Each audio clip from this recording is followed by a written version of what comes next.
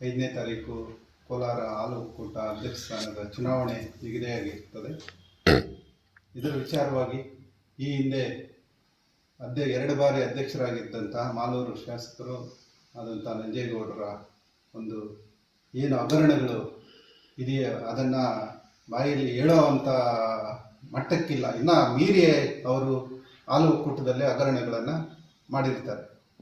ಇಂಥ ವ್ಯಕ್ತಿಗೆ ನಾವು ಇಂಥ ವ್ಯಕ್ತಿ ನನಗೆ ಇನ್ನೊಂದು ಬಾರಿ ನನ್ನನ್ನು ಅಧ್ಯಕ್ಷರನ್ನಾಗಿ ಮಾಡಿ ಅಂತ ಸರ್ಕಾರದ ಮೇಲೆ ಒತ್ತಡವನ್ನು ಮಾಡಿದ್ದು, ಇಂಥ ವ್ಯಕ್ತಿಯನ್ನು ಮತ್ತೆ ನಾವು KMF ಅಧ್ಯಕ್ಷರನ್ನು ಮಾಡಬೇಕನ್ನೋ ಒಂದು ಉದ್ದೇಶ ಇಲ್ಲಿ ಸೇರಿದ್ದೀವಿ.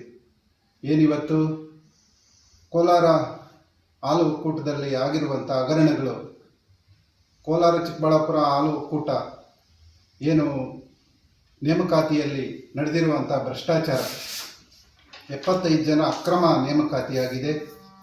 ಆ ವಿಚಾರವಾಗಿ ಜಾರಿ ನಿರ್ದೇಶನಾಲಯ ತನಿಖೆಯಲ್ಲಿ ಹಣ ಪಡೆದು ಅನರ್ಹ ನೇಮಕಾತಿ ಮಾಡಿರುವುದು ಸಾಬೀತಾಗಿದೆ. ಇಡಿ ದಾಳಿಯಂತೆ ನೇಮಕಾತಿ ಹಗರಣ ಸಾಬೀತಾಗಿದೆ. ಪ್ರಸ್ತುತ ಕರ್ನಾಟಕ ಲೋಕಾಯುಕ್ತ ಹಂತದಲ್ಲಿದೆ. ಮತ್ತೊಂದು ಚಿಕ್ಕಬಳ್ಳಾಪುರ ನಂದಿ ಕ್ರಾಸ್ ಬಳಿ 5 ಲಕ್ಷ ಲೀಟರ್ ಸಾಮರ್ಥ್ಯ ನೂತನವಾಗಿ ನಿರ್ಮಿಸಿರುವ ಮೆಗಾ ಡೈರಿ ಯೋಜನೆಯಲ್ಲಿ ನಡೆದಿರುವ ಭ್ರಷ್ಟಾಚಾರ, ಕರ್ನಾಟಕ ಸಹಕಾರ ಸಂಘಗಳ ಕಾಯ್ದೆ 1959ರ ಕಾಲಂ 68ರ ಆರೋಪಗಳು ಸಾಬೀತಾಗಿದೆ. ಅಂದಾಜು ಹಗರಣ ಮೊತ್ತ 88 ಕೋಟಿ, ಹೆಚ್ಚುವರಿ ಹಣ ಪಾವತಿ 60 ಕೋಟಿ, ಹೆಚ್ಚುವರಿ ಹಣ ಪಾವತಿ ಮತ್ತೊಂದು 26 ಕೋಟಿ. ಪ್ರಸ್ತುತ ಎಲ್ಲ ಕರ್ನಾಟಕ ಲೋಕಾಯುಕ್ತ ಹಂತದಲ್ಲಿರುತ್ತದೆ. ಮಾನ್ಯ ಅಧ್ಯಕ್ಷರ ವಾಹನ ನಿರ್ವಹಣೆ ಮತ್ತು ಇಂಧನ ವೆಚ್ಚ ಒಟ್ಟಾರೆ 50 ಲಕ್ಷ ಹಗರಣ, ಅದು ಕೂಡ ಪ್ರಸ್ತುತ ಕರ್ನಾಟಕ ಲೋಕಾಯುಕ್ತ ಹಂತದಲ್ಲಿರುತ್ತದೆ. ಸೋಲಾರ್ ಪ್ಲಾಂಟ್ ಕಾಮಗಾರಿಯಲ್ಲಿ ನಡೆದಿರುವ ಭ್ರಷ್ಟಾಚಾರ ಅಂದಾಜು ಮೊತ್ತ 95 ಕೋಟಿ, ಅದು ಕೂಡ ಲೋಕಾಯುಕ್ತ ಹಂತದಲ್ಲಿದೆ. MVK ಗೋಲ್ಡನ್ ಡೈರಿ ನಿರ್ಮಾಣದ ಭ್ರಷ್ಟಾಚಾರ ಹಗರಣ, ಅದು ಕೂಡ 240 ಕೋಟಿ ಹಗರಣ. ಅದೇ ರೀತಿ ಗೋಲ್ಡ್ ಕಾಯಿನ್ ಖರೀದಿ, ಅವರ ವೈಯಕ್ತಿಕವಾಗಿ ಏನು ಗೋಲ್ಡ್ ಕಾಯಿನ್ ಪ್ರಸ್ತುತ ಕರ್ನಾಟಕ ಲೋಕಾಯುಕ್ತದ ಹಂತದಲ್ಲಿರುತ್ತದೆ. ಹಾಲು ಸಾಗಿಸುವ ವಾಹನ ಮತ್ತು ನೀರು ಸರಬರಾಜು ಆ ಟೆಂಡರ್ಗಳಲ್ಲಿ ಹಗರಣಗಳು 10 ಕೋಟಿ. ಅದೇ ಮತ್ತು ರೈತರ ಪ್ರವಾಸ ನೆಪದಲ್ಲಿ ನಡೆದಿರುವ ಅಕ್ರಮ 5 ಕೋಟಿ.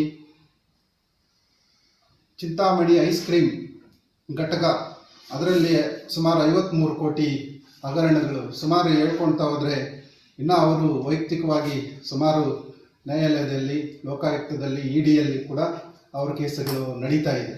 ಇಂತಹ ವ್ಯಕ್ತಿಗೆ ಸರ್ಕಾರ ಮತ್ತೆ ಅವರನ್ನು ಅಧ್ಯಕ್ಷ ಸ್ಥಾನ ಕೊಟ್ಟರೆ ಸರ್ಕಾರಕ್ಕೂ ಕೂಡ ಕೆಟ್ಟ ಹೆಸರು, ಮತ್ತು ಈ ಪಕ್ಷಕ್ಕೂ ಕೂಡ ಒಂದು ಕೆಟ್ಟ ಹೆಸರು ಬಂದು ಜನಾಭಿಪ್ರಾಯ ಇರುವುದಿಲ್ಲ. ಆದ್ದರಿಂದ ಈ ಮುಂದಿನ 5ನೇ ತಾರೀಕು ನಡೆಯುವಂಥ ಚುನಾವಣೆಗೆ ಮಾನ್ಯ SN ನಾರಾಯಣಸ್ವಾಮಿ ಅವರು ಕೂಡ ಹಾಲು ಒಕ್ಕೂಟದಲ್ಲಿ ನಿರ್ದೇಶಕರಾಗಿ ಆಯ್ಕೆಯಾಗಿರ್ತಾರೆ. ಇಡೀ ರಾಜ್ಯದಲ್ಲಿ ಏಕೈಕ ಒಬ್ಬ ದಲಿತ ಸಮುದಾಯದ ವ್ಯಕ್ತಿ ಹಾಲು ಒಕ್ಕೂಟಕ್ಕೆ KMF ಅಧ್ಯಕ್ಷರಾಗಿ ಆಯ್ಕೆಯಾದರೆ ಪಕ್ಷಕ್ಕೂ ಬಲ ಬರ್ತದೆ. ಈ ಮುಂದಿನ ದಿನಗಳಲ್ಲಿ ದಲಿತ ಸಮುದಾಯ ಪಕ್ಷದ ಪರವಾಗಿ ನಿಲ್ತಾರೆ ಅನ್ನೋ ವಿಚಾರವನ್ನು ಮಾನ್ಯ ಮುಖ್ಯಮಂತ್ರಿಗಳಾದ ಸಿದ್ದರಾಮಣ್ಣವರು, ಉಪಮುಖ್ಯಮಂತ್ರಿಗಳಾದ ನಮ್ಮ DK ಶಿವಕುಮಾರ್ ಸಾಹೇಬರು, ಸಹಕಾರ ಹಾಲು ಮಂತ್ರಿಗಳಾದ ಸಹಕಾರ ಸಚಿವರು ಮತ್ತು ಜಿಲ್ಲಾ ಉಸ್ತುವಾರಿ ಸಚಿವರು, ಇವರಿಗೆಲ್ಲ ಮನವಿ ಮಾಡ್ತಾ ಇದ್ದೀವಿ. ಮುಂದೆ 5ನೇ ತಾರೀಕು ನಡೆಯುವಂಥ ಹಾಲು ಒಕ್ಕೂಟದ ಅಧ್ಯಕ್ಷ ಸ್ಥಾನ ಚುನಾವಣೆಯಲ್ಲಿ ಬಂಗಾರಪೇಟೆ ಕ್ಷೇತ್ರದ SN ನಾರಾಯಣಸ್ವಾಮಣ್ಣವರು 3 ಬಾರಿ ಆಯ್ಕೆಯಾಗಿ ಅತಿ ಹೆಚ್ಚು ಜನಪ್ರಿಯತೆಯನ್ನು ಗಳಿಸಿ ಅತಿ ಹೆಚ್ಚು ಒಳ್ಳೆಯ ಕೆಲಸಗಳನ್ನು ಮಾಡಿರ್ತಾರೆ. ಜನಾಭಿಪ್ರಾಯ ಅವ್ರ ಮೇಲೆ ತುಂಬ ಇರೋದರಿಂದ ಇಂಥ ವ್ಯಕ್ತಿಯನ್ನು ಆಯ್ಕೆ ಮಾಡಿ ಈ ರಾಜ್ಯಕ್ಕೆ, ದಲಿತ ಸಮುದಾಯಕ್ಕೆ ನ್ಯಾಯವನ್ನು ಕೊಡಬೇಕು ಅಂತ ಸರ್ಕಾರಕ್ಕೆ ನಾವು ಒತ್ತಾಯ ಮಾಡ್ತಾ ಇದ್ದೀವಿ.